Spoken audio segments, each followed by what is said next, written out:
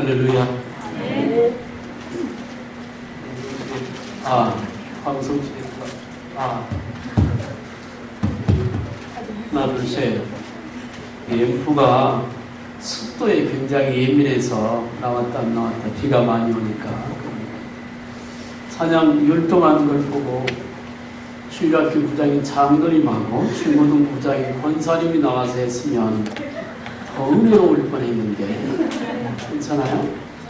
장그림이 앞에서 애들 앞에서 하면 애들이 감동일 것 같아요. 기도하겠습니다. 하나님, 교사 헌신 예배를 드립니다.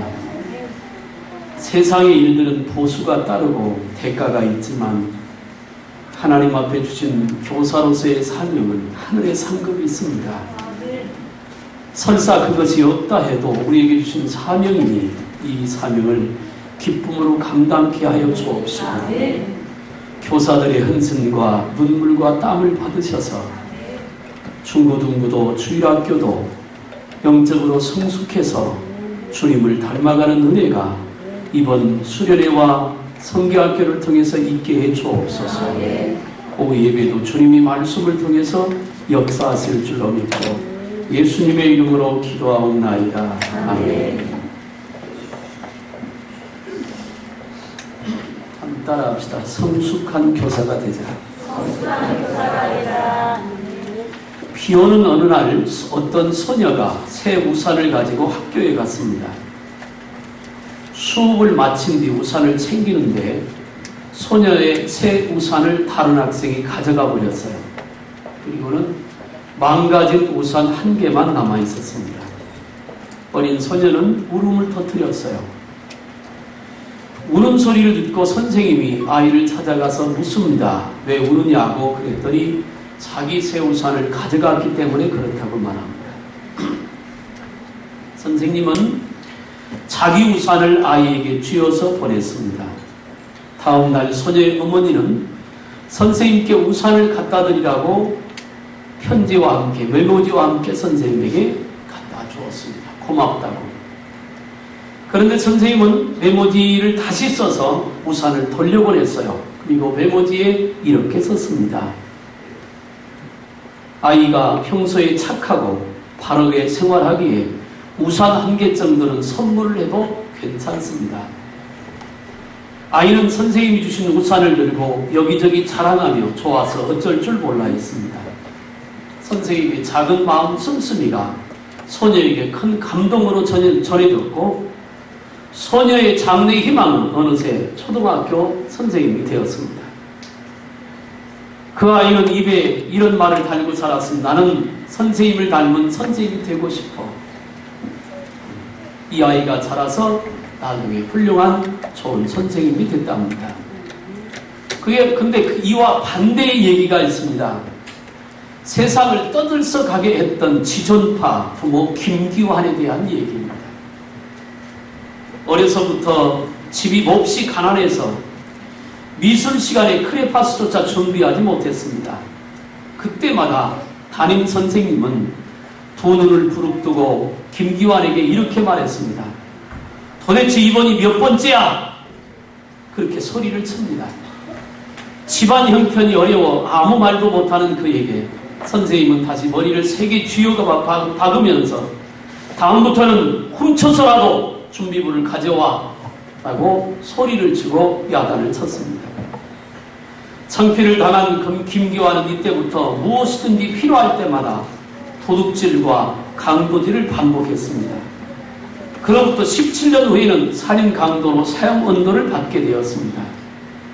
그가 최후 진술에서 이렇게 말했습니다. 초등학교 때 선생님의 말 한마디가 나의 인생을 이렇게 망쳐놓았다고. 선생님의 가르침이 얼마나 중요한가 하는 것을 일깨워주는 일화입니다. 아이들의 성품은 선생님을 닮아갑니다. 또 부모를 닮아갑니다. 물론 제일 좋은 스승, 제일 중요한 스승은 부모입니다. 아이들은 부모를 보고 배웁니다.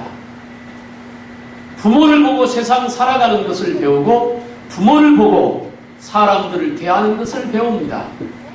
부모를 보고 예수를 어떻게 믿는가를 배우고 부모를 보고 기도를 어떻게 하는가를 배우게 됩니다. 그러니까 가장 중요한 스승은 부모입니다. 순서를 매기자면 그 다음의 스승은 학교 선생님이 아니라 교회 선생님, 어쩌면 부모님보다 더 큰 스승이 교회 선생님일 것입니다. 왜냐하면 그들은 육체의 삶이 아니라 영혼을 책임지는 사람이기 때문에 그렇습니다. 앞에 우리 교사들 나와서 얘기했는데 여기에서 율동하는 선생님들 붙들고 다는 아니겠지만 초등학교 6학년짜리 수학 문제를 풀어보라면 못 풀 사람이 없겠지요? 저도 못 풀 것 같아요. 그런 세상의 학력이나 실력은 아마 공부를 놓은 때가 오래됐기 때문에 그런 것들은 풀기가 어려울지 모릅니다. 그러나 천국은 수학 문제를 풀거나 영어를 잘하는 것으로 가는 것은 아니기 때문에 내가 깨닫고 내가 만난 예수, 내 안에 역사하신 성령의 역사를 통해 생명의 말씀이신 하나님의 말씀을 아이들에게 제대로 교육하고 훈련하는 것이야말로 너무 소중하고 귀한 것인 것입니다. 오늘 저는 디모데가 바울에게 가르침을 받았던 말씀을 통해서 은혜를 나누고자 합니다. 디모데는 나이가 어렸습니다. 그러나 좋은 스승을 만났습니다. 바울이라고 하는 좋은 스승을 만났습니다. 바울은 디모데에게 있어서 스승이자 아버지와 같았습니다. 그래서 바울이 디모데에게 편지할 때 이런 말을 씁니다. 사랑하는 내 아들아, 아들이라고 여겼습니다. 스승관계를 뛰어넘어서 부모와 자식 간의 그런 관계를 만들어 바울은 디모데에게 선한 영향력, 너무너무 중요한 영향력을 비춰서 디모데같이 훌륭한 목회자를 만들어냈다는 것입니다. 본문을 통해서 몇 가지를 나누고 싶은데 먼저 11절 말씀을 한번 읽어보겠습니다. 시작. 이것들을 명하고 가르치라. 이것들이 의미하는 것은 하나님의 말씀입니다. 살아계신 하나님 곧 믿는 자들의 구주와 소망이 되신 주님을 가르쳐서 경건하게 살도록 만들어야 한다는 것입니다. 교사들이 정말 유념해서 알아야 될 것, 무엇이 중요한지를 알아야 합니다. 어떤 것이 중요한지, 아이들의 모습을 바라보면서 무엇이 중요한지. 아이들은 자라면서 자세가 흐트러질 수도 있고 말을 좀 안 들을 수도 있습니다. 여름성경학교 공과 공부를 준비를 하는데 지난주 모여서 한번 제가 실습을 시켰습니다. 아까 율동하는데 어떤 선생님은 헤매잖아요? 안 해가지고 그래요. 제가 다음 주까지 성경학교 시작할 때까지 완벽하게 가르쳐 놓을 겁니다. 제 앞에서 다 해야 합니다. 두고 보세요. 그냥 넘어가는 다 해야 할 거고, 공과를 가르치는 것도 마찬가지입니다. 아이들에게 정말 교재를 보지 않고도 할 수 있도록 그 전하는 말씀이 교사들의 말씀이 되어야 하고, 그것이 내게 은혜가 되어서 그 은혜가 아이들에게 전달되어야지, 무슨 교재 펴놓고 공과한다, 이건 이렇고 이건 이렇고 이렇다, 그래서 뭔 역사, 그래가지고 무슨 생명의 역사로 그렇게 해가지고는 아무런 열매도 맺을 수가 없습니다. 제가 교사들하고 얘기를 하면서 1학년, 2학년, 3학년까지는 집중력이 10분 정도밖에 안 된다. 그러니까 공과를 가르칠 때 10분 안에 해결을 봐야 합니다. 10분 안에 아이들의 마음을 감동시키든지 10분 안에 아이들의 마음에 깨달음을 주든지 10분 안에 해결이 되어야 합니다. 그 시간이 넘어가는 그때부터는 아이들이 거의 듣지를 않습니다. 그러면 그 짧은 시간에 아이들을 감동시키고 변화시키려면 방법은 다른 방법이 없습니다. 하나님의 성령과 은혜와 능력으로 충만한 길밖에 없습니다. 내가 어떻게 말을 잘해가지고 아이들을 변화시키면 그것도 훈련이 된 더 중요한 것은 하나님의 역사가 있어야 된다. 4, 5, 6학년은 길어야 15분입니다. 어른들은 그래도 30분, 40분 정도 있지요. 그래서 제가 설교에 보면 30분, 40분 넘어가면 눈동자가 흔들리기 시작합니다. 사람마다 집중력이 달라요. 그리고 아이들은 동적입니다. 그래서 가만히 있어가지고 꼼짝 마! 다음부터 안 옵니다. 거기에 맞도록, 그 수준에 맞도록 아이들을 이끌어야 될 필요가 있는 것입니다. 그럼에도 불구하고 정말 중요한 것이 뭔지를 알아야 합니다. 내가 이 아이에게 무엇을 가르치고 어떤 것을 줄 것인가, 무엇을 심어줄 것인가. 돈 벌고 잘 먹고 잘 사는 방법, 교회에서 가르치지 않아도 그런 방법은 학교 가면 배웁니다. 또 사회생활하면서 배웁니다.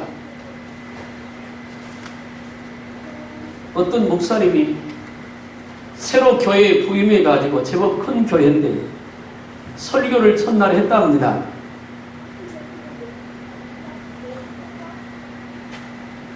멋들어지게 설교를 하고 싶어서 신학적으로 또 여기저기 자료를 수집해서 아주 굉장한 설교, 멋있는, 신학적으로도 완벽하고 이런 멋있는 설교를 했답니다. 마치고 당회실로 들어갔는데 메모지가 한 장 왔답니다. 뭐라고 메모가 왔느냐면, 목사님 성경만 말씀하시죠. 그랬다. 학적으로 어떻고 누가 무슨 소리를 하고 누가 무슨 말을 하고 세상이 어떻고 하는 얘기는 교회 목사님들보다 세상 사람들이 더 잘합니다. 성도들이 교회 안에서 듣고 싶은 것은 하나님의 말씀입니다. 하나님의 음성인 거죠. 어린아이들이 들어야 되는 것은 하나님의 말씀입니다. 영원한 생명입니다. 복음입니다. 그것이 중요한 것입니다. 나머지는 보조수단입니다. 아이들에게 간식을 나눠주고 오늘 오전 예배 마치고 아이들 마치고 나서 생일 잔치를 하고, 그건 수단입니다. 그것도 중요합니다. 그러나 그것은 주된 것이 아닙니다. 예수가 그 안에 있어야 하고 십자가의 대속의 은혜가 그 안에 있어야 하고, 그래서 그 아이들이 천국을 소망할 수 있어야 합니다. 평생 살아가며 함께 하시는 주님과 더불어서 갈 수 있도록, 그러면 교사들이 고민을 많이 해야 합니다. 오늘도 내가 주일학교 나가서 1시간 9시부터 10시까지인데 그 시간 동안 전사님이 예배인도하고 설교하는데 40분은 잡아먹을 거고, 나머지 시간 동안 아이들과 어떤 관계를 이루어서 그 잠자는 영혼을 깨워주고 어떻게 하면 믿음의 바른 길로 인도할 것인가, 길지 않은 짧은 시간에 정말 효과적으로 하려면 내가 철저하게 준비하지 않으면 불가능한 일이거든요. 어제 봉준사님하고 회의를 하면 제가 그런 얘기를, 주일학교 시스템을 바꿔라. 공과 제대로 하냐? 물어봤습니다. 여러분, 교사들이 공과 제대로 합니까? 과연 여러분들이 가르치는 그 공과 가지고 아이들이 마음의 감동을 받고 깨달음을 받습니까? 미안하지만 내가 보기에는 대부분이 그냥 출석 부르고 어느 정도 체크하고 넘어가는 것 같습니다. 내가 봉준사님을 데려서 설교 줄이세요. 설교 줄이고 공과 시간을 더 길게 잡아서 그 시간에 아이들을 붙들고 같이 기도를 한번 하든지 성경을 읽든지 아니면 하나님의 말씀이 살아있도록 아이들에게 교육을 하든지. 무엇이 중요한지 알아야 합니다. 오늘 하나님 앞에 영적으로 서 있지 않으면 내일 또 영적으로 서 있지 못합니다. 중요한 것은 영을 깨워야 하고 영을 세워야 하고 영적인 사람으로 만들어가야 할 줄로 믿으시길 바랍니다. 대한민국의 어린이들이 전 세계에서 가장 불쌍하다고 합니다. 왜냐하면 이렇게 조사를 해보니까 우리나라 어린이들만큼 공부에 시달리는 아이들이 없다 합니다. 어려서는요, 마음껏 뛰놀고 하고 싶은 거 해보고 때로는 넘어져도 코가 깨지기도 하고 이마가 깨지기도 하고 그렇게 자라는 겁니다. 그 옛날 거가 다 좋은 건 아닌데 한 가지는 좋은 것 같아요. 이런 말이 있었습니다. 개구장이라도 좋다. 튼튼하게만 자라다. 요즘 그 말 쓰는 사람 하나도 없잖아요. 그 말 못 들은 지가 벌써 10년도 넘었습니다. 요즘은 어떻게 바뀐 줄 압니까? 몸은 약해도 좋다. 공부만 잘해다. 그래서요. 그것이 그 아이들의 인생을 바꿉니까? 그렇지 않다는 거예요. 정말 중요한 것이 뭐냐? 학원을 몇 개씩 보내면서 주일날 하나님 앞에 예배하는 거 빼먹고 그 인생이 하나님 앞에 복된 인생이 될까요? 그럴 수 없다는 겁니다. 그래서 디모데에게 바울은 말합니다. 이걸 가르치라는 거예요. 아이들의 마음속에도 천국과 지옥이 있다는 사실이 믿어져야 합니다. 그래야 아이들이 정신 차리고 살립니다. 천국을 마음속에 소유한 교사만이 아이들에게 천국을 줄 수 있습니다. 살아계신 하나님을 모신 성도만이 그 살아계신 하나님을 전할 수 있는 겁니다. 하나님의 말씀이 얼마나 위대한 능력이 있다는 사실을 경험하고 그 말씀에 대한 확신이 있는 교사가 아이들에게 그 확신 있는 말씀을 전할 수 있는 겁니다. 무엇이 중요한지 알아야죠. 무엇을 가르쳐야 되는지 알아야죠. 오늘 예배를 위해서 준비기도 하는데 눈물이 났습니다. 하나님 앞에 잠깐 기도하면서 왜 눈물이 나죠? 감사해서, 기뻐서, 안타까워서 여러 가지인 것 같아요. 우리 교사들이 고생 참 많이 합니다. 여러분 대부분 앞에 나와서 율동하는 거 봐서 총각 전도사 하나 있고 아가씨 중고등부 교사 하나 있고 나머지는 다 아줌마들입니다. 참 열심히 합니다. 안 믿는 남편 들고 주일날 8시 반이면 교회 와서 안내 서고 아이들 맞이해서 가르치고 종일 내내 수고하고 정말 고맙고 어떨 때는 눈물 날 정도로 감사해요. 지나친 얘기가 아니라 지나가는 얘기가 아니라 정말 저는 그렇게 생각합니다. 그 모습이 너무 감사해요. 이왕이면 그렇게 수고하고 그렇게 애쓰는 그 모습들이 정말 중요한 것들을 아이들에게 가르쳐서 나도 살고 아이들도 살고 주님 앞에서는 그날을 잘했다고 칭찬 들을 수 있는 우리 교사들이 되기를 주님의 이름으로 축복합니다. 두 번째 말씀드리고 싶은 것은 2절을 한번 12절을 한번 읽어보겠습니다. 우리 12절 시작.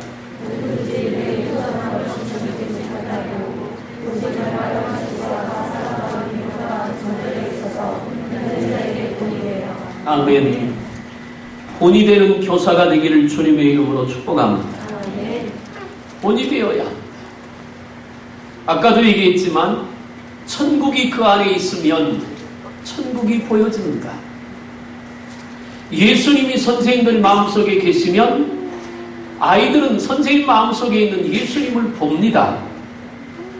하나님의 말씀이 그 마음에 살아계시면 아이들은 그 하나님의 말씀이 살아있는 것을 봅니다.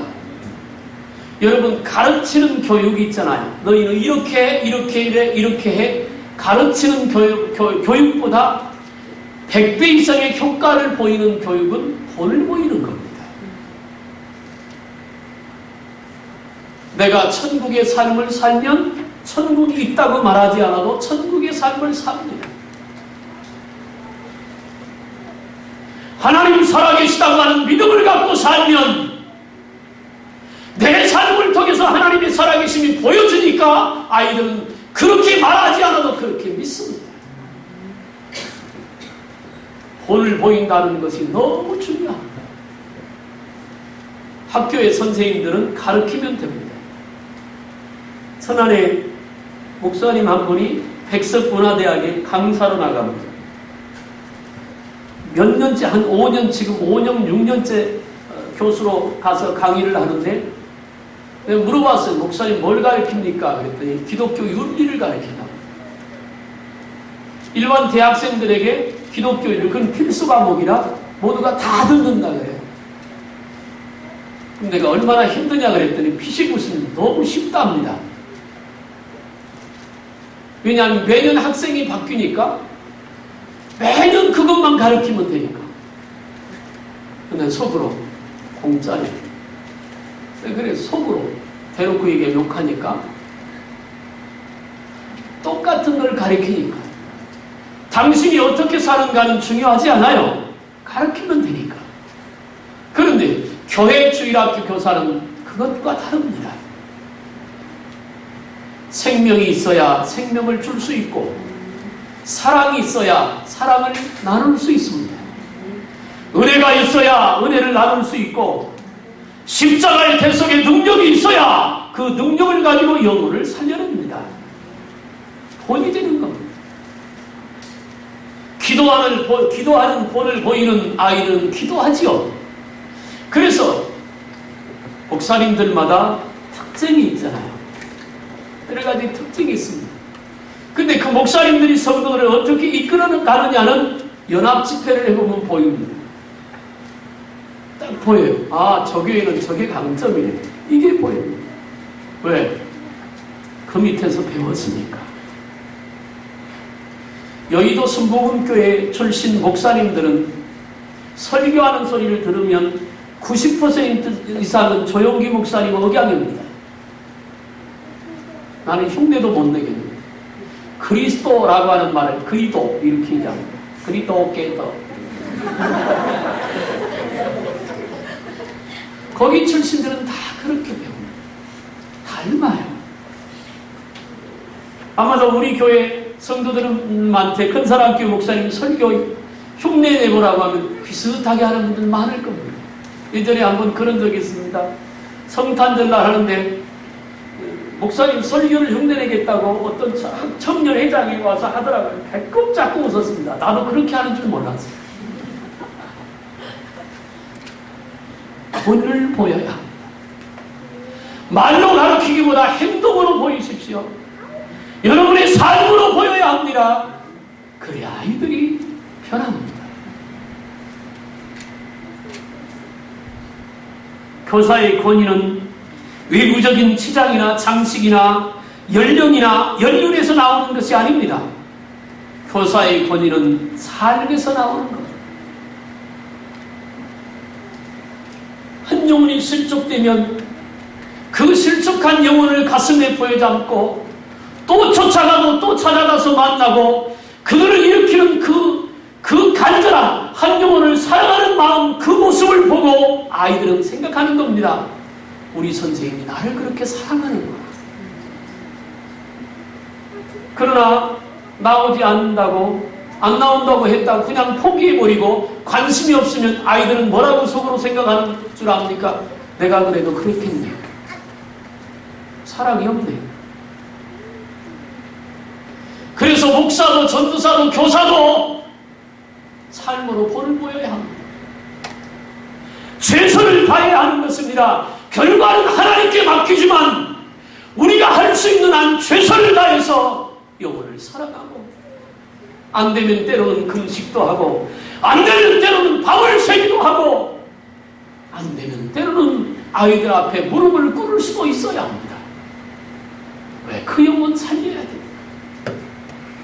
그 영혼이 죽으면 그 책임은 나한테 묻겠다고 하나님이 분명히 말씀했으니까 어떻게든지 살려내야 하고 이끌어내야 되잖아요. 그러려면 본을 보여야 합니다. 말만 갖고는 안 되는 것이죠. 아이들에게 말씀을 가르칠 때도 마찬가지입니다.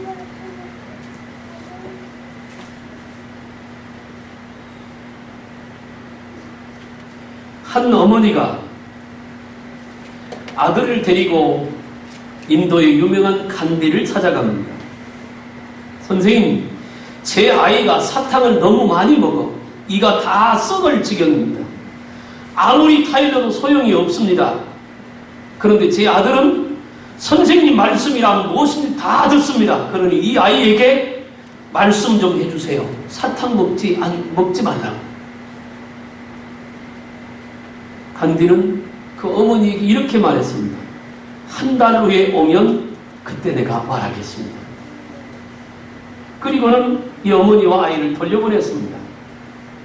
어머니는 다시 그 아이가 사탕을 끊지 않았으니까 아이를 데리고 약속한 한 달 후에 간디를 또 찾아갔습니다. 부탁한 간디에게 또 말합니다. 내 아들에게 말 좀 해달라고. 그랬더니 간디가 이렇게 말합니다. 한 달 후에 다시 오면 그때 말해주겠습니다.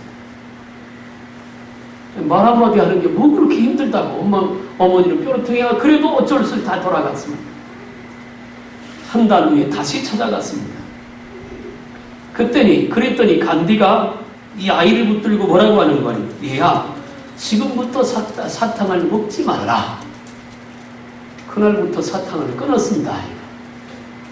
어머니가 그거 한마디 하는데 2달이 넘게 걸렸으니까 짜증나는 대로 물었습니다. 아니 그때 첫 달 때 얘기해 주지 왜 이때까지 그냥 뒀느냐고. 그랬더니 어머니한테 간디가 이렇게 얘기했습니다. 사실은 나도 사탕을 너무 좋아해서 끊을 수가 없어서 2달 동안 사탕을 끊으라고 아주 죽을 뻔했다고. 내가 이제 겨우 사탕을 끊었기 때문에 이 얘기를 했다고. 내가 먼저 하지 않으면 내가 가르치는 아이들은 따라오지 않는다는 것입니다. 내가 기도하지 않으면 우리 아이들은 기도하지 않습니다. 내가 전도하지 않으면 우리 아이들도 전도하지 않습니다. 내가 하나님을 하나님답게 모시지 않으면 우리 아이들도 그렇게 하지 않습니다. 본을 보여야 합니다. 그러기 위해서는 내 안에 예수님이 살아계셔야 합니다. 내 안에 하나님의 은혜가 있어야 하고 말씀이 내 삶이 되어야 합니다. 십자가의 능력이 내 안에 있어야 하는 것입니다. 13절에 내가 이럴 때까지 읽는 것과 권하는 것과 가르치는 것에 전념하라고 말합니다. 성경을 읽어야 합니다. 권해야 합니다. 가르쳐야 합니다. 이런 일에 본을 보여야 합니다. 성경을 배우고 자란 사람들은 위대한 하나님의 사람이 되었습니다. 모세의 어머니 요게벳은 모세가 공주의 아들이 되었을 때 유부가 되어 어려서부터 유대인의 교육을 시켰습니다. 그래서 모세는 나중에 커서 이스라엘 백성 애굽에서 건져내는 사람이 됐잖아요. 사무엘의 어머니 한나는 기도의 어머니입니다. 그래서 그 한나의 기도가 이스라엘의 역사상 가장 위대한 선지자가 되도록 사무엘을 그렇게 만들었습니다. 감리교의 창시자인 요한 예술의 어머니는 수산나입니다. 그 수산나는 아들을 위하여서 뒤에서 생명을 걸고 기도해서 감리교 전 세계를 구원시키는 그런 일꾼이 됐습니다. 링컨의 어머니 맨시는 믿음의 어머니입니다. 그래서 링컨이라고는 훌륭한 대통령을 낳았습니다. 높은 학벌을 갖지 못했고 자녀들을 양육하는 환경도 열악했지만 하나님의 말씀을 가르친 결과 미국 역사상 가장 위대한 대통령을 배출했다는 것입니다. 사랑하는 교사 여러분, 여러분들 속에 예수님이 살아있길 바랍니다. 그 살아있는 모습 그 자체가 교육입니다.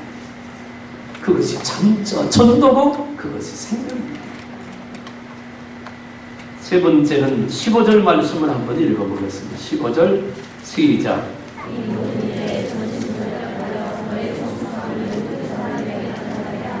아멘.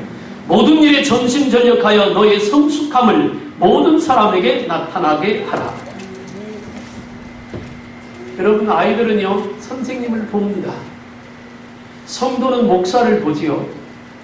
우리 목사님 표정이 어떤가 봅니다. 여러분 얘기 하나도 그거 내가 다 합니다.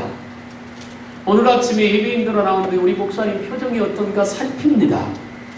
옷차림은 어떤가 봅니다. 말투는 어떤가 듣습니다. 요즘에서 봅니다. 물론 긍정적으로 생각하면 그렇게 보는 이유는 혹시라도 마음이 불편하면 내가 기도해 주기 위해서. 아멘. 하나도 안 하는 거 보니까 아닌 것 같은데 나는 그렇게 믿겠습니다. 아이들도 그렇게 봅니다. 우리 선생님 기분이 어떤지, 말을 어떻게 하는지. 요즘 아이들은 영특합니다. 요즘 아이들은 영특해서 모든 것을 다 합니다. 어떤 면에 성숙해야 될까요? 첫째는 영적인 일에 성숙해야 합니다. 14절에 내 속에 있는 은사고 장로에 의해서 안수받을 때 예언을 통하여 받은 것을 가볍게 여기지 마라. 이게 뭐예요? 사명입니다. 하나님께서 너에게 주신 사명, 네가 감당해야 될 그 사명을 가볍게 여기지 마라. 그건 너무 소중하다.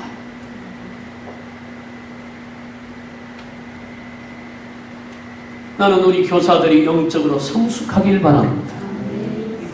영적으로 성숙하다고 하는 말은 또 어떤 말과 일치가 되느냐면 굳건한 반석의 믿음이 세워졌다고 하는 말과 일치가 됩니다. 흔들림이 없다는 것. 어느 주일날 가보니까 우리 선생님 안 나왔습니다. 어느 주일날 가보니까 우리 선생님 나왔습니다. 그러다 한 달쯤에 또 안 나왔습니다. 그건 미성숙한 것입니다.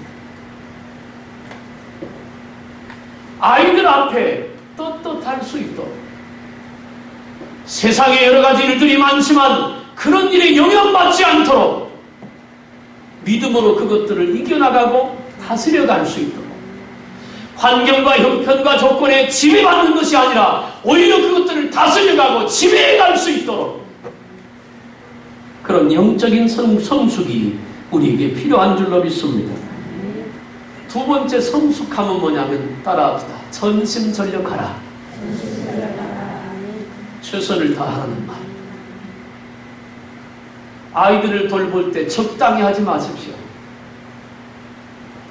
적당히 하는 것은 꿈이 하는 것입니다. 중심이 담겨있지 않는 것입니다. 전심전력해야 합니다. 최선을 다해야 합니다. 거기에 진심이 있는 겁니다. 마라톤 선수가 42.19km를 달려왔습니다. 기자가 1등을 했습니다. 기자가 그를 대고 묻습니다. 어떻게 이렇게 1등을 했는데? 그랬더니 이렇게 말합니다. 나는 앞으로 50km도 더 달릴 수 있습니다.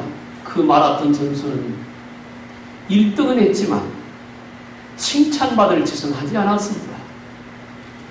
할 수 있는데 하지 않은 것입니다. 우리가 하나님 앞에 더 할 수 있는데 더 기도하고 하나님의 말씀으로 무장해서 정말 내가 맡은 그 아이들을 예수님 닮도록 성장시킬 수 있는데 전심전력하지 않았다면 그것도 죄 짓는 것 중에 하나입니다. 성숙함이란 내가 맡은 일이 큰 일인지 작은 일인지 관계없이 전심전력하는 것입니다. 그게 성숙된 모습입니다. 스페인의 작곡가이며 첼로 연주자인 파블로 카잘스라고 하는 사람이 95세가 되었는데도 날마다 6시간씩 연습을 합니다. 젊은 리포터가 인터뷰를 했습니다. 당신은 이제껏 살아왔던 사람들 중에 가장 위대한 첼로 연주자입니다. 연세가 95세인데도 하루에 6시간씩 연습을 합니까? 라고 물었습니다. 그러자 그가 대답합니다. 제가 지금도 발전할 수 있다고 생각하기 때문에 나는 이 나이에도 매일같이 6시간 동안 연습을 합니다. 교사들은 자기 개발에 충실한 사람이 되어야 합니다. 연구해야 합니다. 그냥 되는 게 아닙니다. 훌륭한 교사, 아이들을 성숙하게 만드는 교사, 하나님이 기뻐 쓰시는 교사는 노력해야 합니다. 생각을 하십시오. 어떻게 하면 효과적으로 아이들을 가르칠 수 있을까? 어떻게 하면 내가 맡은 아이들을 바로 믿음으로 키워갈 수 있을까? 고민해야 하고 기도해야 하고 노력해야 합니다. 1950년 베를린 대학의 피아노 교수로 유명했던 헐만이라고 하는 사람은 나치즘에 반대하던 인물입니다. 이 일로 그는 강제 수용소에 갇혀 하루 종일 힘든 노동을 해야만 했습니다. 하지만 지친 몸을 이끌고 돌아와서는 반드시 나무 침대를 건반 삼아 피아노 연습을 1시간에 했습니다. 소리도 나지 않는 건반을 두드리며 그는 이렇게 말합니다. 나는 반드시 다시 피아노를 연주할 거야. 후에 그는 이렇게 했습니다. 내가 기억하고 있었던 연주곡 곡들은 그때 한없이 반복되었으며 수용소 연주장에서 밤마다 공연되었습니다. 소리는 나지 않았지만 귀에는 아름다운 곡들이 쟁쟁이 울렸습니다. 나중에 유명한 피아노 반주자가 됐다는 것입니다. 미국의 어느 교회에서 있었던 일입니다. 20세 때부터 교사직책을 맡아 감당하던 권사님이 80세 생신을 맞았습니다. 예배 시간에 갑자기 목사님이 권사님 자리에서 일어나 주십시오 라고 말했습니다. 권사님이 그 목사님 말을 듣고 일어나자 목사님은 이렇게 말했어요. 우리 교회에서 권사님에게 배우셨던 사람은 그 자리에서 다 일어나 주세요. 그랬더니 교인 중에 3분의 2가 그 자리에서 일어났습니다. 목사님은 말씀합니다. 이 교회는 내가 키운 교회가 아니라 권사님께서 키운 교회입니다. 저녁 때부터 한결같이 봉사했기에 여러분 같은 신앙의 자녀를 두셨습니다. 오늘 권사님이 80세 생일을 맞으셨습니다. 모두 권사님을 위해 진심으로 기도하시지 않겠습니까? 이 권사님은 서서 소용이 눈물만 흘렸다고 합니다. 사랑하는 교사 여러분, 때로는 지치고 힘들 때도 있습니다. 그러나 여러분 기억하셔야 합니다. 여러분들이 맡은 그 일은 너무 소중한 일입니다. 아이들의 천국과 지옥을 결정하고 장래의 복과 저주를 결정합니다. 그들뿐 아니라 그들의 나머지 인생, 그와 함께하는 사람들의 인생까지도 결정하는 너무 중요한 일을 맡아야 합니다. 그러므로 영적으로 성숙하고 전심전력해서 하나님이 기뻐하시는 일꾼들이 되기를 주님의 이름으로 축복합니다. 동영상을 하나 보겠습니다. 앞에 조명 좀 끄고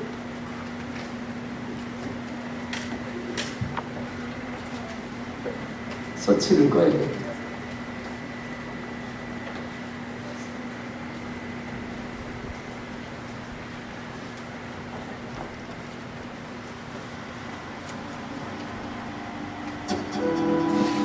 호텔에서 일하던 소녀는 외국에서 온 사업가를 발견하자 즉시 달려가 그의 손을 붙잡았습니다. 사업가는 깜짝 놀라 손을 빼려 했지만 그 아이가 손가락으로 자신의 손에 십자가 문양을 그리고 있다는 것을 깨달았습니다. 북한의 그리스도인들을 만날 수 있게 해달라고 기도하며 그 땅을 방문한 사업가 선교사는 소년의 삐쩍 마른 얼굴을 내려다보았습니다. 그리고 그 얼굴에서 북한의 교회는 살아있어요 라는 글을 읽을 수 있었습니다.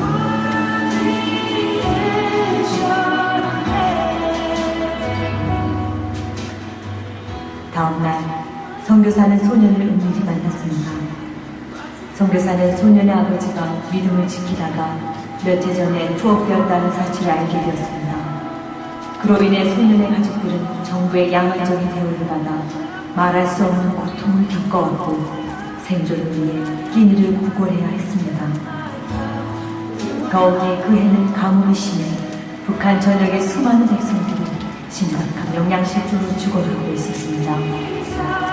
내가 무엇을 해주면 좋겠니? 선교사는 소년이 가족들을 위해 음식을 정할 것이라 예상하며 물었습니다. 그러나 소년은 다음에 네 가지를 부탁했습니다. 제가 그동안 호텔에서 일하면서 번 돈의 11조를 가져가 주세요. 세례를 베풀어 주세요. 성만찬을 베풀어 주세요. 좀 더 좋은 성경책을 주세요. 소년의 굳은 믿음에 감동한 선교사는 왈칵 쏟아지는 눈물을 참을 수가 없었습니다. 소년은 물질적인 도움을 받으면 하루 이틀 지나 다시 이전과 같은 공공으로 돌아가게 되겠지만 영적인 도움을 받으면 영혼을 준비할 수 있다는 것을 잘 알고 있었습니다.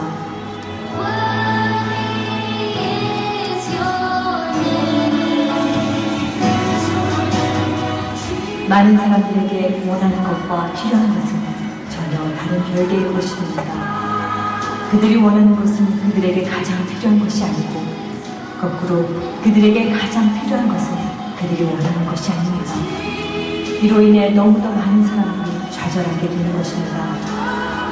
그러나 이 북한의 소년은 원하는 것과 필요한 것이 일치되는 것을 얻었습니다. 그 소년 가장 필요한 바로 그것, 예수 그리스도를 원했던 것입니다. 오직 예수님만이 당신의 원하는 것과 당신에게 필요한 것을 동시에 채워주실 수 있습니다. 오늘 우리도 이 믿음을 가지고 나아갑시다. 주여, 우리로 매일 눈앞에 보이는 필요들만이 좇지 않게 하시고 영원의 필요들을 깨달아 찾고 구하는 지혜를 주시옵소서. 주여, 지금도 목숨을 걸고 믿음을 지키는 북한의 성도들을 기억하시고 날마다 큰 위로와 평안으로 그들을 직접 보호하여 주시옵소서. 내가 크리스찬입니다. 우리가 크리스찬입니다. 네, 됐어요.